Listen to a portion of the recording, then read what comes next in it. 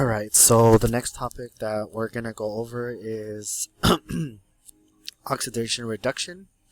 It is a fancy phrase for saying where do electrons come from and where do electrons go.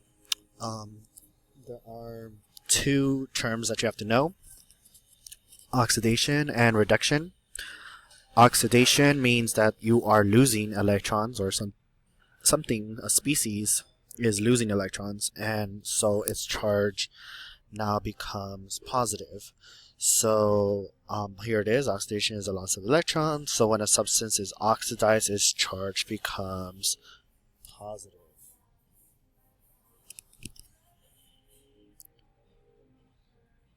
So this would be positive.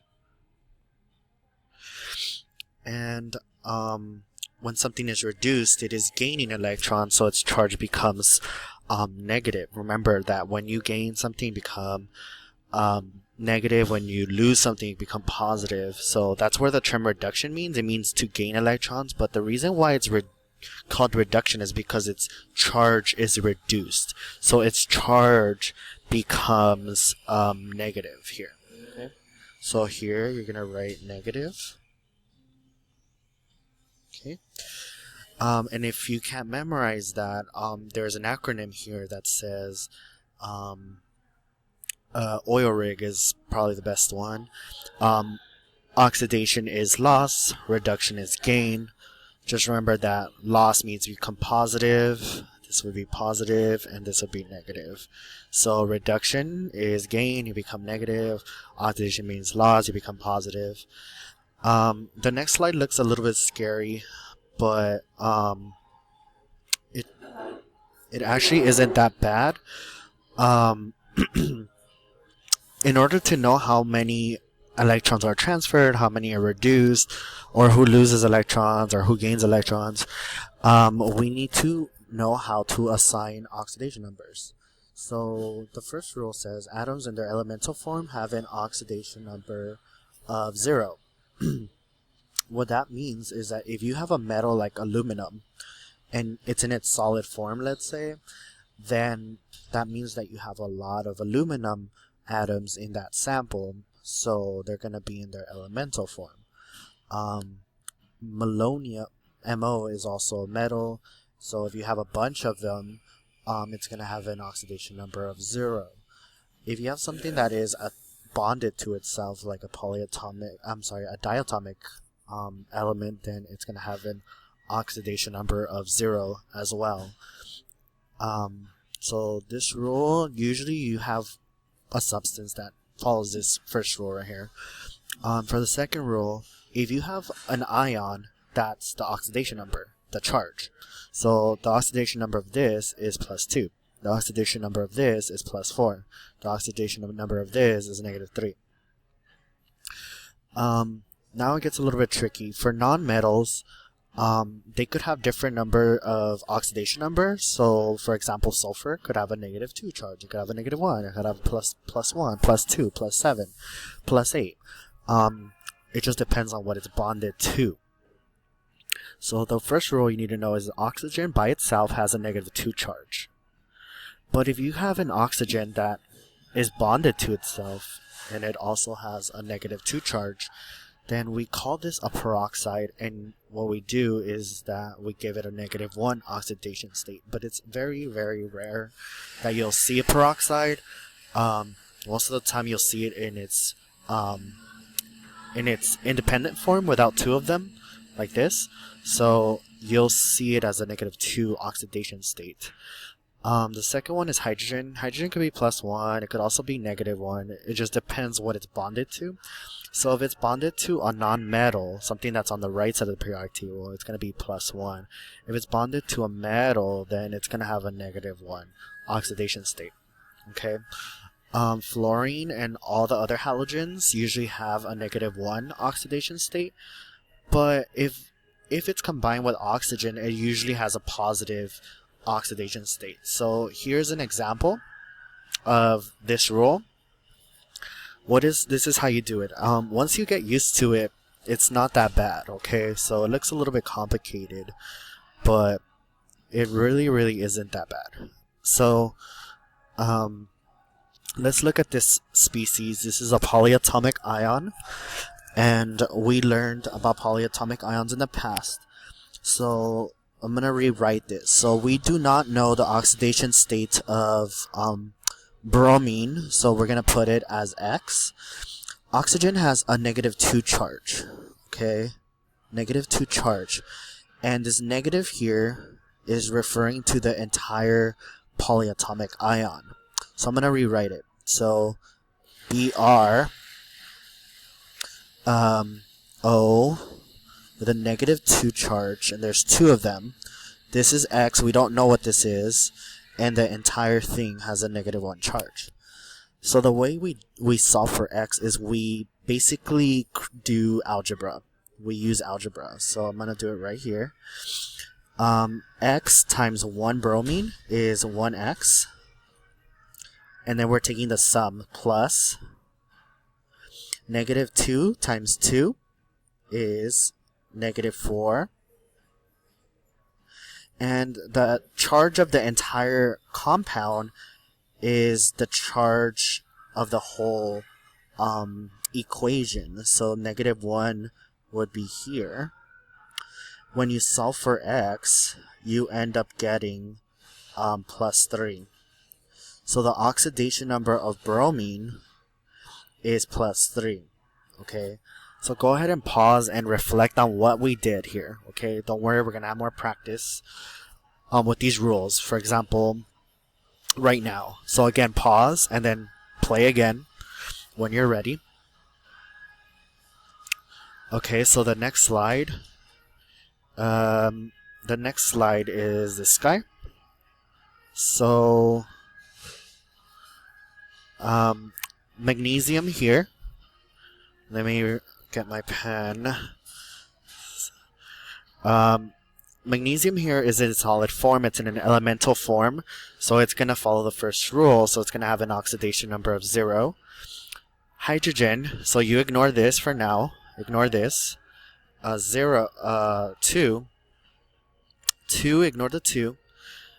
Just look at the species. So H plus has an oxidation number that's the same as its charge, so it's +1. Magnesium, again, it's the same as its charge, so +2. This is in its diatomic form, so it follows rule 1. So how do you know what's oxidized and reduced? What you do is you look at the sisters, so, or the parents, or however you want to name it. So here's magnesium. Magnesium goes from 0 to +2. So its oxidation number goes up, so that means it's oxidized. Magnesium is oxidized. And this guy, it goes from +1 to 0. Its number shrinks. So this guy, this hydrogen, is being reduced, meaning that it is gaining electrons. Okay, that's how you read it. That's how you read an equation, that it's in its net ionic form. So now we go to some more examples. Here are some more examples. Let's see if we could, I'm going to do this one, and then you're going to try the next one on your own, see what you get. So let me do these 4 for you. And the answers, you already see them up there. But let's see how we got those answers. So the question says, determine the oxidation number of nitrogen. So we know nitrogen is a nonmetal, so it could have a variable amount of charges, oxidation states. So the first thing we do is we label these. So we know from the rules that oxygen is going to have a -2 charge. Okay, a -2 charge. We don't know what N is. That's what we're trying to look for. So the next thing we do is we write an equation. And according to the equation, it's x times 2, because you have 2 of them, 2x, plus -2 times 4, which is -8, is equal to the overall charge of the compound, which is 0. And when you solve for x, which is +8, So 8 is equal to 2x. So x is equal to 4. And that's our answer right there. Plus 4. So the oxidation number of nitrogen here is plus 4. What is the oxidation number of this nitrogen? Well, according to the rules, so if we go back to our rules, and you guys you're like, oh, is it plus 1 or negative 1? So look at the rules, and it says, okay, it says that when hydrogen is bonded to a nonmetal, it is going to have a plus 1 charge. So if you look at this, nitrogen is a nonmetal, so it's going to have a plus 1 charge. So let's go ahead and label these. So when we label these, this is going to be plus 1, and we don't know what n is, so x times 1 is x, plus 1 times 3 is 3, is equal to overall charge of 0. Oh, what's wrong with this? 0. This is 3. Okay. So when you do the math, x is equal to, oh, jeez, this pen's awful. X is equal to negative 3. Okay. Here, this is easy because this guy's already in its elemental form, so it's gonna have an oxidation number of 0. Here is a polyatomic. Okay. So this is a little tricky. N is x because we want to figure that out. Oxygen is negative 2. The overall charge of this polyatomic is negative 1. So when we do the math, it's going to be x times 1 is x plus negative 6 is equal to 0 or negative 1. Should be negative 1 because that's the charge of the entire polyatomic. When you do the math, you get x equals 5. So that's the oxidation number of this nitrogen, right? Our job was to find the oxidation number of nitrogen. Okay, now you try the next one. You try this one. See what you get. So go ahead and pause it. Pause, and try it on your own. And then let's go over the process. Okay, so now you had time to work on it. Let's go over the answers. So let me go back. So what we did is we want to figure out the oxidation number of S. It's a nonmetal, so this is going to be plus 1. This is X. So 1 times 2 is 2 plus 1x is equal to 0. And x is equal to negative 2. So that's the oxidation number of this sulfur. This is in its elemental form, so it should have been 0. So 0 is its oxidation number. This guy, we know sodium is plus 1. S is what we're trying to look for. And oxygen has a negative 2 charge. The overall charge of this whole compound, ionic compound, is 0. We assume it's 0.